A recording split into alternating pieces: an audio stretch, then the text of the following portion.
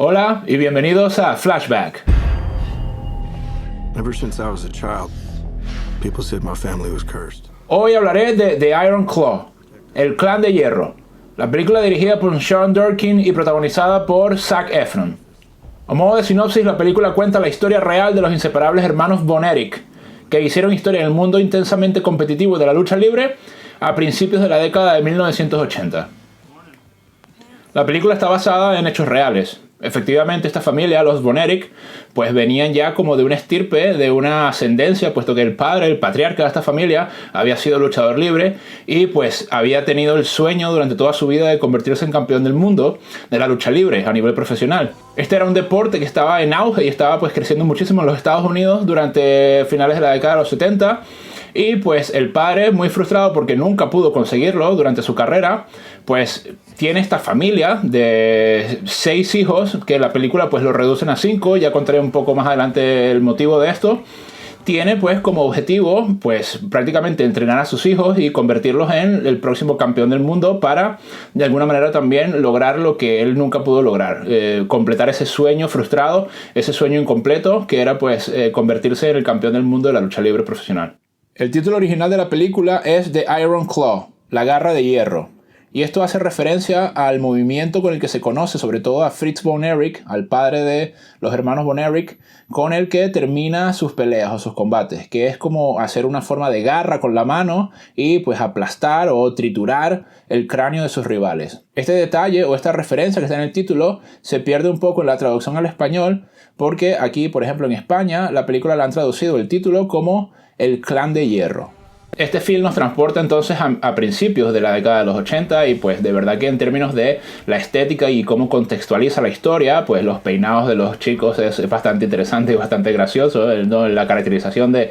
Zac Efron y sus hermanos pues responde bastante bien a lo que era pues ese momento histórico de la cultura americana. Y también me gusta mucho que intercala pues imágenes reales, imágenes de archivo de las luchas verdaderas, de las peleas reales que sucedieron en esa época y que pues significaron el ascenso de esta familia, de estos hermanos que se criaron juntos y que entrenaban juntos y que bueno, no siempre fueron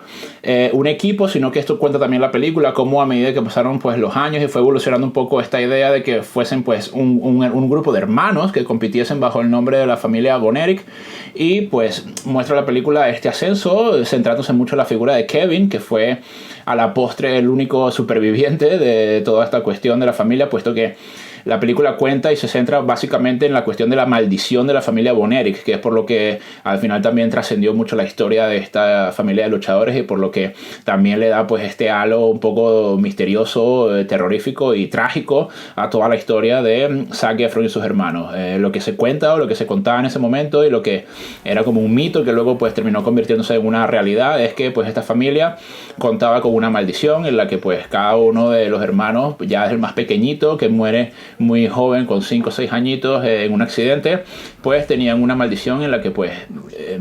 progresivamente iban a sufrir diversas tragedias y pues iban a terminar muriendo, que es lo que termina sucediendo en la película. Y por lo que comentaba antes que el director y guionista también de la película, Sean Durkin, comenta que en un inicio quería contar la historia de los 6 hermanos, pero como la película está tan llena de tragedias y de infortunios, deliberadamente dejó un poco la historia de uno de los hermanos que también se suicidó en algún momento de la historia, muy joven, cuando tenía apenas 22 23 años, porque sintió que la película estaba demasiado llena de eventos trágicos y que había que darle en algún momento como cierto respiro, puesto que las cuestiones se van sucediendo como en un encadenamiento de situaciones verdaderamente lamentables y trágicas en la que pues estos hermanos Von Erich van de alguna manera también ascendiendo y cuando llegan como a la cima, cuando tienen esa oportunidad de enfrentarse pues a cumplir el sueño incompleto de su padre, pues terminan sufriendo pues unos infortunios y unas desgracias que les apean y a la postre pues terminan convirtiéndose en una fatalidad y esto pues le hacía que la película tuviese un tono demasiado grave. Como comentaba antes, la figura paterna aquí es importantísima, ¿no? Es uno de estos padres que es muy estricto, es muy rígido, es muy autoritario, tiene como esa forma muy de ejercer ese poder de padre sobre sus hijos y pues prácticamente los conduce hacia este destino sin que ni siquiera ellos puedan elegir otra cuestión. De hecho, cuando ellos intentan también hacer algo de su vida, pues el padre de alguna manera también se muestra un tanto reacio y pues para él un poco el afecto y ese amor que les entrega o que les demanda también pasa completamente porque ellos quieran también cumplir ese sueño de su padre, ese sueño de ser luchadores profesionales y de convertirse pues en una familia muy respetada y muy laureada en el mundo de la lucha libre. Entonces pues esta figura paterna es como una sombra que está ahí encima de ellos y que termina siendo bastante asfixiante y agobiadora porque no les permite a ellos tampoco mostrar pues su verdadera esencia ni tampoco atender un poco a sus verdaderas necesidades e inquietudes. Es un padre que desde pequeños los entrena, los obliga, prácticamente que los explota. En algún momento de la película se muestra también cómo su padre se aprovechó un poco de los réditos y de las ganancias que producían sus hijos y pues esto lo muestra como una figura bastante terrible de la que pues en algún momento ya al final de la película, un poco como un momento climático y muy duro, el hijo Efron, ¿no? El personaje de Kevin Von Erich, el personaje interpretado por Zac Efron, ya prácticamente que intenta asesinarle, ¿no? Un poco de spoiler alert para los que no hayan visto la película, pero que sí, de verdad que llega un momento en que esta figura del padre se muestra como insoportable y prácticamente tiene como un solo tema en su mente, un solo objetivo, y es que los hijos uno de ellos tiene que ser campeón. Y entonces durante toda la película él va como cambiando un poco. Hay una escena muy significativa que están en la mesa y entonces él hace como una pequeña lista un poco de preferencias, que es algo pues terrible como padre, ¿no? Poner un poco en un orden a qué hijo quieres más que otro, y esto pues lo que alimenta también es como una competencia interna entre los hermanos, que yo creo que dentro de ellos lo manejaron bastante bien porque ellos se tenían mucho cariño, mucho respeto y mucho afecto, y de verdad que honestamente se alegraban también por las victorias y por los éxitos de sus hermanos. Pero claro, la figura de su padre era como una presión extra en la que pues obviamente la idea era que el que fuese el mejor era pues el que iba a tener más afecto, y eso me pareció un tema bastante terrorífico que se muestra ahí. Creo que eso los afectó mucho y les generó un trauma con el cual también no pudieron lidiar, y que esto también les arrastró mucho a cometer esos actos trágicos que cometieron a temprana edad.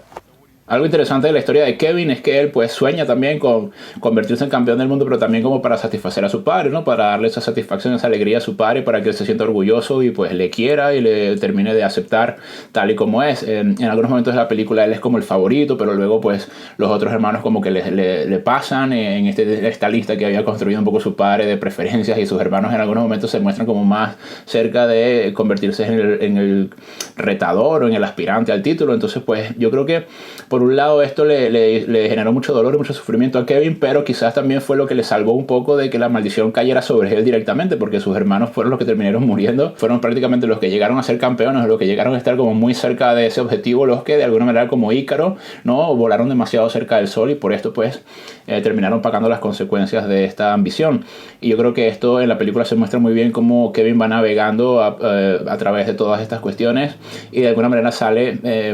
bastante afectado, por supuesto, porque pierde a sus hermanos, pero es el único que tiene la oportunidad de comenzar una vida nueva, alejada del mundo de la lucha libre, y construir su familia. Tiene una relación con el personaje de Lily James que es muy interesante también, y pues ya a posteriori se muestra un poco ya como a los créditos finales cómo él pudo construir una familia y tener un poco también ese otro sueño que tenía, que era vivir en una granja pues rodeado de